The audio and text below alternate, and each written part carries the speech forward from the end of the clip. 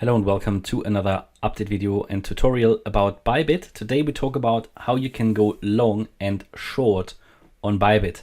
This is different from buying and selling. When buying and selling, we often refer to the spot market. Yeah, I buy Bitcoin, then I buy it on the spot market. I have in my wallet, I can move it around. When I sell Bitcoin, then I basically sell my Bitcoin holding or some of it. And I just realize some profits. Basically, it will reduce in my wallet and I sell it. But when we talk about going long and short, then we talk about most often a futures trade. This is different in a sense from buying and selling. In a sense, they describe the same things, but often people mix them up. And I always believe we should talk about buy and sell when we talk about the spot market, and long and short when we talk about the futures market. Now, if you don't know what futures are, this is probably a topic for an entirely new video. But what you can find these trading possibilities on Bybit and under derivatives. So it's a derivatives portal, and you can find USDT perpetual futures contracts here. Perpetual futures have the advantage that they don't expire. So futures contracts are, they are exactly that. They are a contract, and you have futures contracts that do expire. They don't cost an overnight fee, but I would avoid them, especially as a not very experienced investor. Perpetual futures are oftentimes more convenient. With perpetual futures, you can easily short the market. It is very, very straightforward, and you can also easily long the market. Now, in my opinion, when we talk about a long trade, there is no reason to use futures if you can also use the spot market, unless you want to use leverage. So if you don't want to use leverage and you want to go long, then always use a spot market. Just buy Bitcoin. The reason is, if you go long or short with a perpetual futures contract, they will charge you an overnight fee. That is on every exchange. Yeah, they will charge you an overnight fee to keep the contract open. And therefore, if you buy Bitcoin, if you go long and you don't use leverage, there's no reason to pay that overnight fee if you can just very well do it on the spot market as well. However, if you want to use leverage, long or short, then you probably have to use futures. Now, there's a few other ways of doing this, but going here with the perpetual futures is one very convenient way of going long and short. In future or in other tutorial videos, we will also talk about other possibilities how you can short on Bybit. But let's keep it simple in this video. We talk about the perpetual futures, and again, you can decide, do you go with USDC or USDT? I rather go with USDT because you have many more futures contracts here. With USDC, you're quite limited. But I guess it doesn't matter if you trade BTC.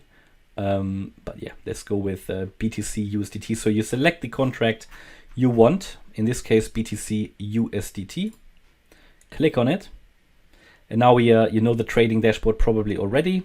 I would encourage you, if you don't know what all this means, not to engage with shorting at all. Learn the basics first. So we are now here on the in the trading dashboard. Basically, you've got obviously here you've got your trading view here. You can actually select trading view or standard view. You've got your order book here. You've got your orders down here, open orders, historical orders. Then you see the Bitcoin price and all of this stuff that we talked about in other tutorials already, and it is very similar to other exchanges as well. So here you can actually see that funding rate up there. Here it says actually those funding fees will be exchanged between long and short position holders every 8 hours. Please note that the funding rate will fluctuate in real time every 8 hours. So that funding rate will actually change. So here you can see down there the calculation for the funding fees is the position value multiplied with the funding rate. So that's actually what they charge you. Now, let's say we want to go long, which is very simple. So we just buy Bitcoin. Again, when you do this, when you plan to buy Bitcoin for a longer period, I would always use the spot market. Otherwise, the fees will eat up a lot of the profit. And when you want to use leverage, I mean, that's a possibility here as well to go long. But yeah, let's keep it simple. We can do the following. So first of all, we can select between market and limit order. So what a market order is, you should know by now. It basically will get executed straight away. If I want to go long, market order So with market order, obviously I can now select how many, how much of my portfolio I want to use to buy BTC, to go long, to open that long position. I do have 66 USDT on my derivatives portfolio here, in my derivatives portfolio at the moment. So I'm not going to actually open that trade, but I just want to show you how it works. So market order, very straightforward. I would in most cases I would use the limit order, because the market order gets executed straight away, and I have less, let's say, power over the trade. I have less influence. It would just get triggered whenever at the best price at the moment. But if I buy, and if I, for example, set a long order, a buy order, then I would normally set that a bit lower, wherever I think the price will reverse. Now, the good thing here with Bybit is, and that is so convenient, you can actually open that long order with a take profit and stop loss. So if I go long, or if I buy long with take profit and stop loss, I can select, for example, either I can put a price in, so I take profit when the price has reached a certain level, or I say, okay, when the price has gone up 10%, which is this price, I will take profit, or 25% or 50%. So let's say I want to take profit when the price has gone up 10%. I want to set a stop loss at a certain price, so I can enter the price if I want to have a stop loss at 16,500, for example. Or I will say, okay, I want to set the stop loss 5% away from the current price. And then I just open the long trade. So if I want to use leverage, I can add that as well. I would strongly recommend, if you're a beginner, not to use leverage. That is entirely your own decision, but I wouldn't use it myself if I was a beginner. And even as not a beginner, and someone who's traded for many, many years, more than a decade actually, I'm still extremely careful with leverage. So just to mention that. And very important is, in my opinion, always to use isolated. You can read through this. This might be a topic for another video. What is the difference between cross and isolated? But here you can select a 10x leverage, when going long, or 5x or 3x, up to 100x in this case. But I don't normally use that. Okay, and then you click confirm, and then you have your leverage selected as well. And that's basically all you need to do when you go long. Obviously, this is the market order. Limit order is just slightly different.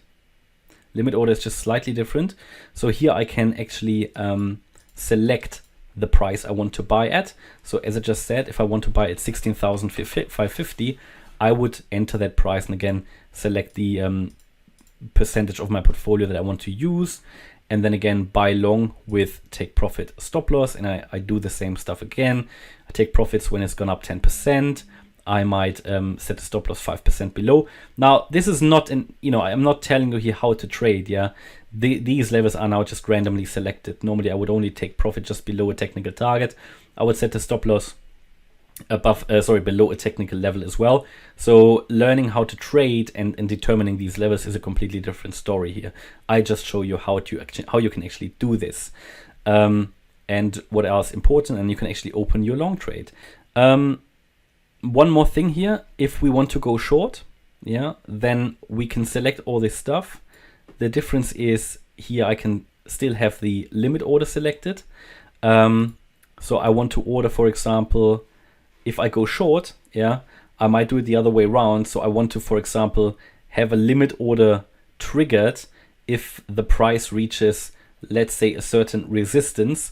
So for example, if the price goes to 16,750, then I want to go short. So I select my short order, trigger price basically, with a limit order, and then I also again select the order quantity.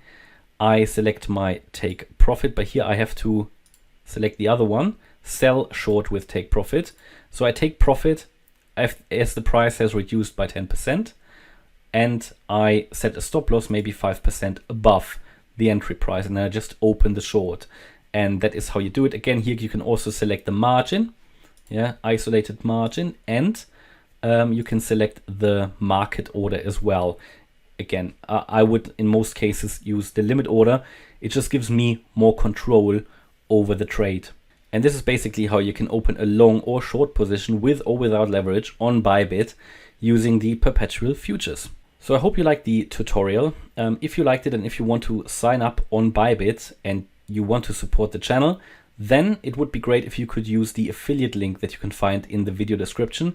Sometimes they also offer a bonus or some benefits when you sign up with these affiliate links. Not always, so these also change over time. So best for you to check after you click on the link, then you will see that. Other than that, I hope you liked the update. If you did, please hit the like button, leave a comment and subscribe, and see you in the next video. Bye bye.